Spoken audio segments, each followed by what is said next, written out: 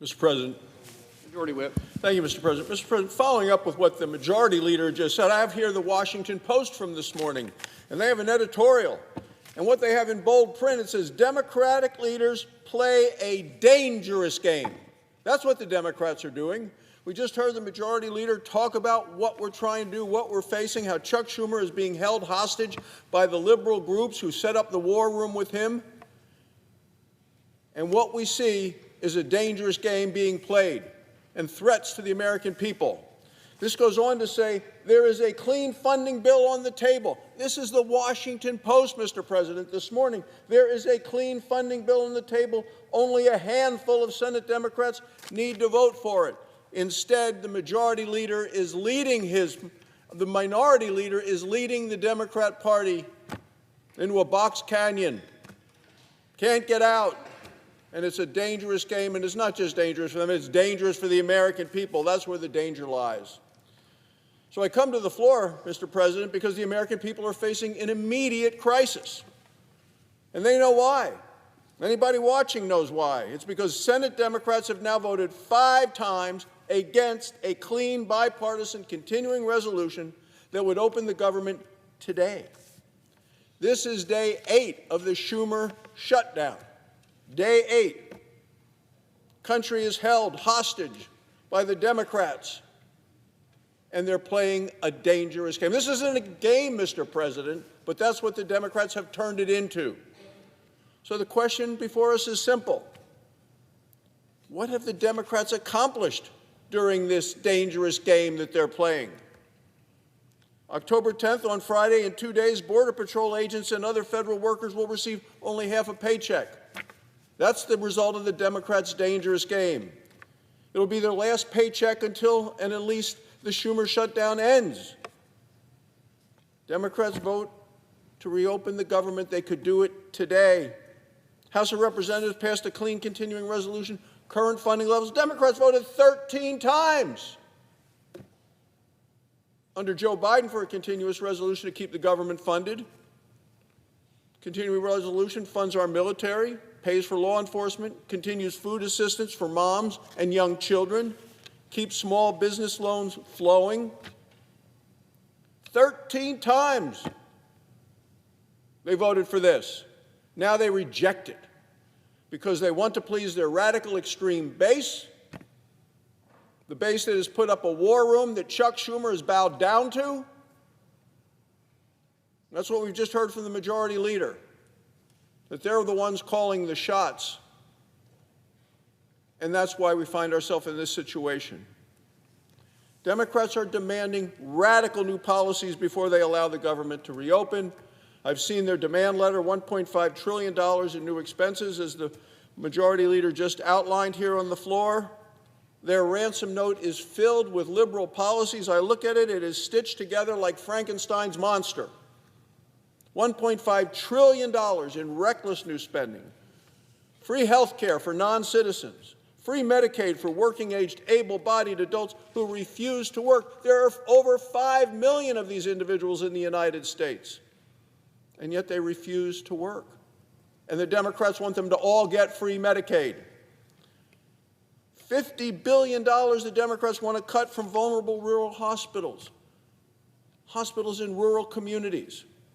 Do the Democrats not care at all about those communities? Even though there are rural communities in their states, they are beholden to the big cities and the mayors, the sanctuary cities that control the Democrat Party.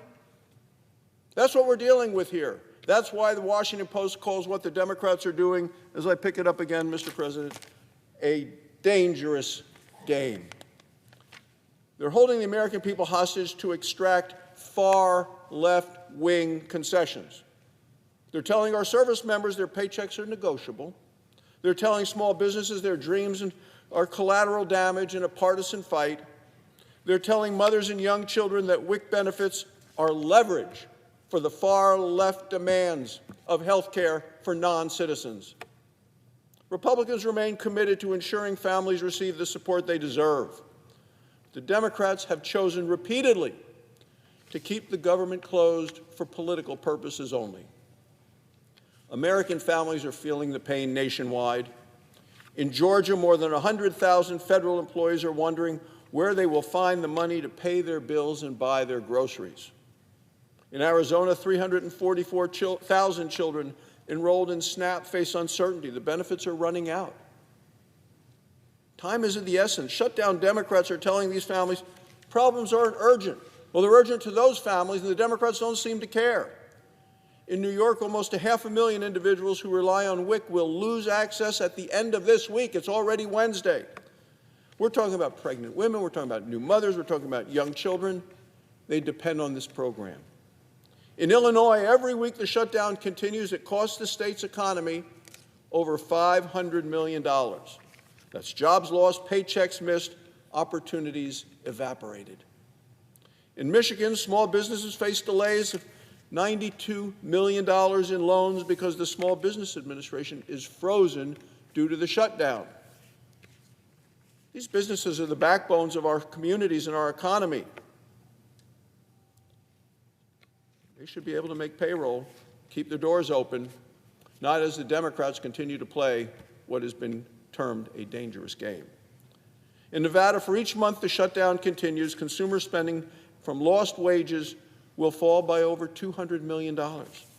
It's money that won't flow into local businesses, won't pay rent, won't put food on the table. In New Jersey, telehealth programs are on hold. I'm a doctor. Without these programs, patients could be put at greater risk. In New Hampshire, workers maintaining our nuclear attack submarines, they face furloughs and unpaid work. But this goes beyond missing a paycheck.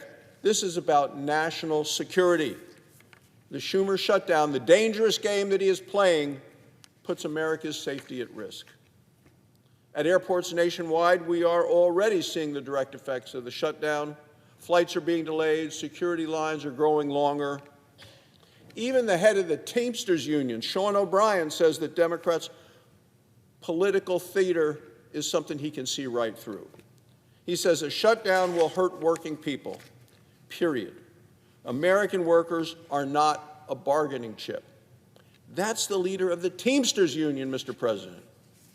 He goes on to say, senators should stop screwing around and pass the House-passed clean short-term funding bill.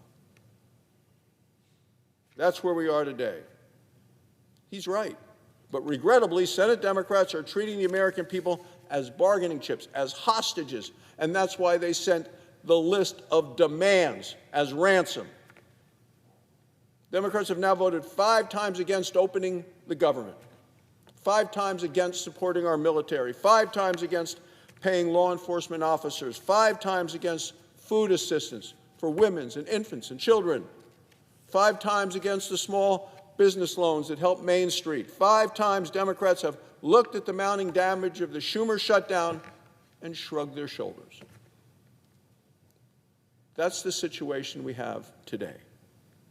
The American people overwhelmingly say Democrats should pass a clean continuing resolution and end the shutdown immediately.